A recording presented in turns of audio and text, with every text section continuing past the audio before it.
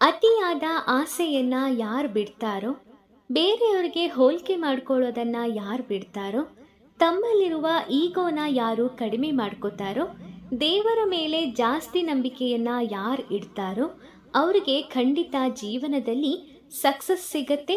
ಮತ್ತೆ ಬೇಗ ಅವರು ಜೀವನದಲ್ಲಿ ನೆಮ್ಮದಿಯನ್ನ ಕಾಣ್ತಾರೆ ಅನ್ನೋದೇ ಕೃಷ್ಣ ಪರಮಾತ್ಮನ ನುಡಿ. ನಿಜವಾದ ಶಾಂತಿ ಹೇಗೆ ಸಿಗತ್ತೆ ಅನ್ನೋದಕ್ಕೆ ಇದೇ ಭಗವಂತ ಹೇಳುವಂತಹ ಮಾತು. ಶಾಂತಿ ಅನ್ನೋದು ಹೊರಗಿನ ಸೈಲೆನ್ಸಿಂದ ಸಿಗಲ್ಲ, ಒಳಗಿನ ಕಾಮ್ನೆಸ್ಸಿಂದ ಸಿಗತ್ತೆ. ಸೊ ಸ್ನೇಹಿತರೆ, ಜೀವನದಲ್ಲಿ ಎಲ್ಲರೂ ಒಂದಲ್ಲ ಒಂದು ಯುದ್ಧ ಮಾಡ್ತಾನೆ ಇರ್ತಾರೆ.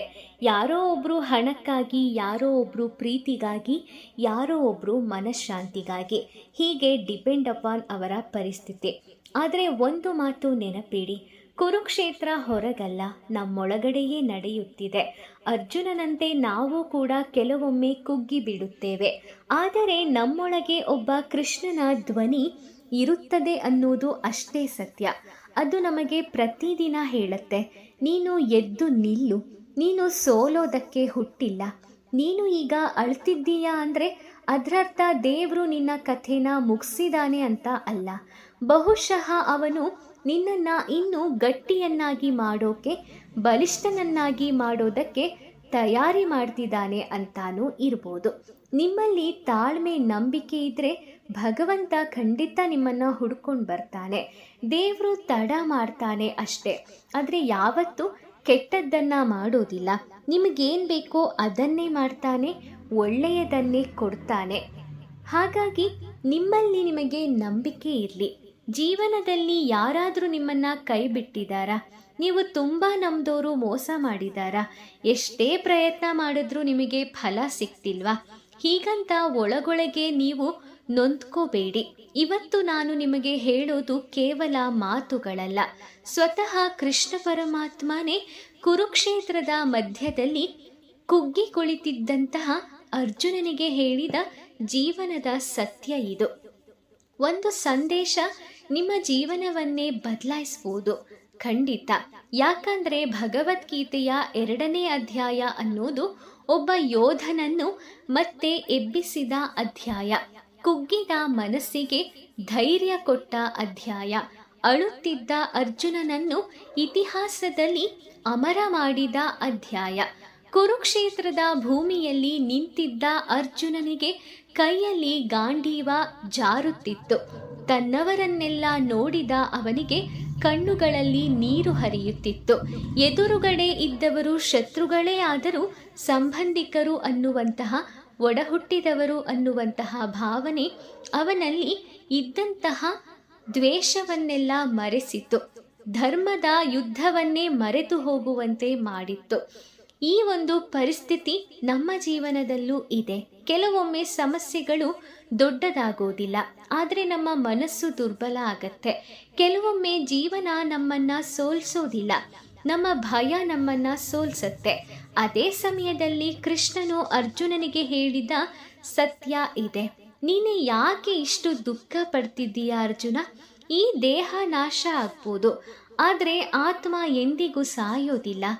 ಜನ ನಿನ್ನ ಜೀವನದಿಂದ ಹೋಗ್ಬೋದು, ಸಂಬಂಧಗಳು ಮುರಿಬೋದು, ಹಣ ಕಳೆದು ಹೋಗ್ಬೋದು, ಆದರೆ ನಿನ್ನೊಳಗಿನ ಶಕ್ತಿ ಯಾವತ್ತೂ ಕಳೆದು ಹೋಗಬಾರ್ದು. ಯಾಕಂದ್ರೆ ನೀನು ಕೇವಲ ದೇಹ ಅಲ್ಲ, ನೀನು ಒಂದು ಶಕ್ತಿಯಾಗಿದ್ದೀಯ. ಈ ಜಗತ್ತು ನಿನ್ನನ್ನು ಪರೀಕ್ಷಿಸಬಹುದು, ಆದರೆ ನಿನ್ನ ಆತ್ಮವಿಶ್ವಾಸ ಕಸಿದುಕೊಳ್ಳೋ ಹಕ್ಕು ಯಾರಿಗೂ ಇಲ್ಲ. ಇಂದು ತುಂಬ ಜನ ಹೊರಗಡೆ ನಗ್ತಾರೆ, ಆದರೆ ಒಳಗಡೆ ಅಳ್ತಿರ್ತಾರೆ, ದುಃಖ ಪಡ್ತಾ ಇರ್ತಾರೆ. ನನ್ನ ಜೀವನ ಯಾಕೆ ಹೀಗಾಗಿದೆ ಅಂತ ನನ್ನನ್ನು ಪ್ರಶ್ನೆ ಮಾಡ್ತಾರೆ. ನನ್ನ ಪ್ರಯತ್ನಕ್ಕೆ ಫಲ ಯಾಕೆ ಸಿಗ್ತಿಲ್ಲ? ದೇವರು ನನ್ನನ್ನೇ ಯಾಕೆ ಪರೀಕ್ಷೆ ಮಾಡ್ತಾನೆ ಅಂತ ಒಬ್ಬರೇ ರಾತ್ರಿ ಕೂತ್ಕೊಂಡು ಅಳೋ ಜನ ತುಂಬ ಇದ್ದಾರೆ. ಆದರೆ ಅದೇ ಸಮಯದಲ್ಲಿ ಕೃಷ್ಣ ಪರಮಾತ್ಮ ಇದಕ್ಕೆ ಹೇಳ್ತಾನೆ, ಕಷ್ಟಗಳು ಯಾವತ್ತೂ ಶಾಶ್ವತ ಅಲ್ಲ, ಸಂತೋಷವೂ ಶಾಶ್ವತ ಅಲ್ಲ. ಇವೆರಡನ್ನು ಸಮಾನವಾಗಿ ನೋಡುವವನೇ ನಿಜವಾದ ಯೋಧ. ಜೀವನದಲ್ಲಿ ಯಾರೂ ಸದಾ ಗೆಲ್ಲಲ್ಲ, ಯಾರೂ ಸದಾ ಸೋಲೋದು ಇಲ್ಲ. ಇವತ್ತು ನಿನ್ನ ಸಮಯ ಕೆಟ್ಟಿರಬಹುದು, ಆದರೆ ಅದೇ ಅಂತಿಮವಲ್ಲ.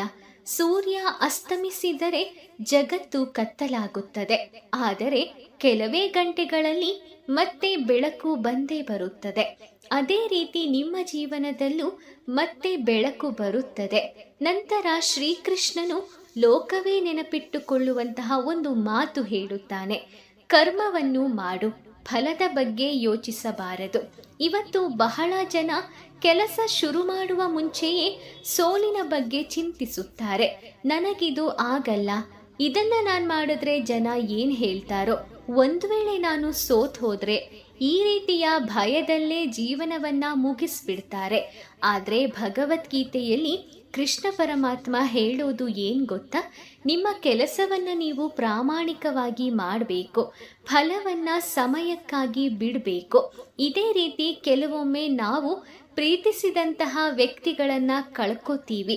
ನಮ್ಮ ಕಷ್ಟದಲ್ಲಿ ನಮ್ಮನ್ನು ಕೈ ಬಿಟ್ಟೋರನ್ನ ನೋಡ್ತೀವಿ. ಬಿತ್ತಿದ ಬೀಜ ಹೇಗೆ ತಕ್ಷಣ ಫಲ ಕೊಡೋದಿಲ್ವೋ, ಅದೇ ರೀತಿ ಎಲ್ಲ ಗಾಯಗಳು ವಾಸಿಯಾಗಬೇಕು ಅಂದರೆ ಅದಕ್ಕೊಂದಷ್ಟು ಸಮಯ ಬೇಕು.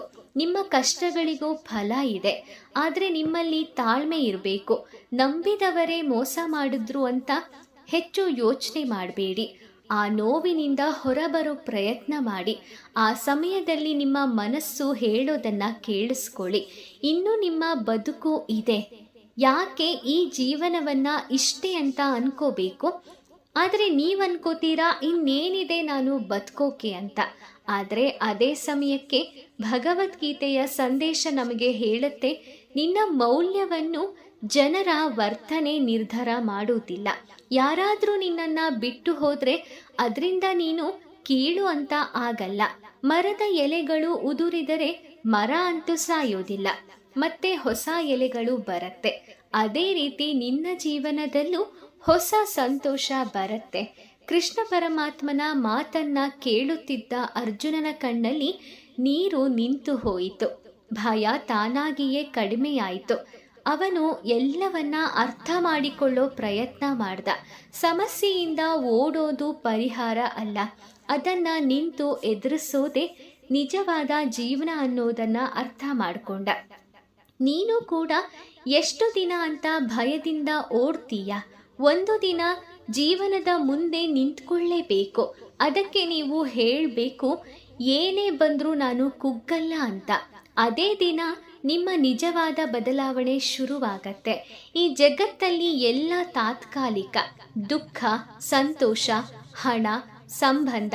ಆದರೆ ಒಂದು ಮಾತ್ರ ಶಾಶ್ವತ, ಅದು ನಿಮ್ಮ ಆತ್ಮಶಕ್ತಿ. ಜನರು ನಿಮ್ಮ ಬಗ್ಗೆ ತಪ್ಪಾಗಿ ಮಾತಾಡ್ಬೋದು, ನಿಮ್ಮನ್ನ ಅವಮಾನನೂ ಮಾಡ್ಬೋದು, ನಿಮ್ಮ ಒಳ್ಳೆತನಕ್ಕೆ ಬೆಲೆ ಕೊಡದೇನೂ ಇರ್ಬೋದು. ಆದರೆ ಸಿಂಹ ತನ್ನ ಶಕ್ತಿಯನ್ನ ಯಾರಿಗೂ ಸಾಬೀತು ಮಾಡೋ ಅವಶ್ಯಕತೆ ಇಲ್ಲ, ಅದು ಯಾರಿಗೂ ಸಾಬೀತು ಮಾಡೋದು ಇಲ್ಲ. ನೀನು ಕೂಡ ನಿನ್ನ ಮೌಲ್ಯವನ್ನ ಎಲ್ಲರಿಗೂ ಎಕ್ಸ್ಪ್ಲೇನ್ ಮಾಡೋ ಅವಶ್ಯಕತೆ ಇಲ್ಲ. ಅದಕ್ಕೆ ಸಮಯನೇ ಉತ್ತರ ಕೊಡುತ್ತೆ. ಅಲ್ಲಿವರೆಗೂ ತಾಳ್ಮೆಯಿಂದ ಕಾಯಬೇಕು. ಕುಗ್ಗಿದ ಅರ್ಜುನನನ್ನೇ ಕೃಷ್ಣ ಪರಮಾತ್ಮ ಮಹಾಯೋಧನನ್ನಾಗಿ ಮಾಡಿದ್ದ. ಹಾಗಾದರೆ ಇಂದು ಮುರಿದು ಹೋಗಿರುವ ನಿಮ್ಮ ಜೀವನನೂ ಕೂಡ ಮತ್ತೆ ಏಳತ್ತೆ. ಇವತ್ತು ನೀವು ಅಳ್ತಿದ್ದೀರಾ, ಒಂದು ದಿನ ಇದೇ ಕಣ್ಣೀರು ನಿಮ್ಮ ಶಕ್ತಿ ಆಗತ್ತೆ ಅನ್ನೋದನ್ನು ಮರಿಬೇಡಿ. ಇವತ್ತು ಜನ ನಿಮ್ಮನ್ನು ಇಗ್ನೋರ್ ಮಾಡಿರ್ಬೋದು, ಒಂದು ದಿನ ಅದೇ ಜನ ನಿಮ್ಮ ಸಕ್ಸಸ್ ನೋಡಿ ಆಶ್ಚರ್ಯ ಪಡೋದು ಖಂಡಿತ. ನಿಮ್ಮ ಒಂದು ಕಂಡೀಷನ್ ನಿಮ್ಮ ಮಧ್ಯದಲ್ಲೇ ಜೀವನವನ್ನು ನಿಂತು ಹೋಗೋ ರೀತಿ ಮಾಡ್ಬೋದು. ಆದರೆ ಜೀವನದಲ್ಲಿ ಎಷ್ಟೇ ಕಷ್ಟ ಬಂದರೂ ನೆನಪಿಡಿ ಕೃಷ್ಣ ಪರಮಾತ್ಮನ ಈ ಒಂದು ಮಾತನ್ನು. ಧೈರ್ಯ ಕಳ್ಕೋಬಾರ್ದು, ನಿಮ್ಮ ಕರ್ತವ್ಯ ಮಾಡಬೇಕು. ಸಮಯ ಬಂದಾಗ ಜೀವನ ನಿಮ್ಮ ಪರವಾಗಿ ತಿರುಗತ್ತೆ. ಕುರುಕ್ಷೇತ್ರದಲ್ಲಿ ಅರ್ಜುನನ ಜೊತೆ ಶ್ರೀಕೃಷ್ಣ ಇದ್ದ. ಆದರೆ ಇಂದು ನಿಮ್ಮೊಳಗಿನ ಧೈರ್ಯವೇ ಆ ಭಗವಂತ ಕೃಷ್ಣ ಪರಮಾತ್ಮ ಅನ್ನೋದನ್ನು ಮರಿಬೇಡಿ. ಧೈರ್ಯವನ್ನು ಯಾವತ್ತೂ ಕಳ್ಕೋಬೇಡಿ. ಈ ಮಾಹಿತಿ ಇಷ್ಟ ಆಗಿದ್ರೆ ಜೈ ಶ್ರೀಕೃಷ್ಣ ಅಂತ ಕಮೆಂಟ್ ಮಾಡಿ. ಮುಂದಿನ ವಿಡಿಯೋದಲ್ಲಿ ಮತ್ತೆ ಭೇಟಿ ಮಾಡ್ತೀನಿ. ಓಂ ಶ್ರೀ ಕೃಷ್ಣಾಯ ನಮಃ. ಧನ್ಯವಾದಗಳು.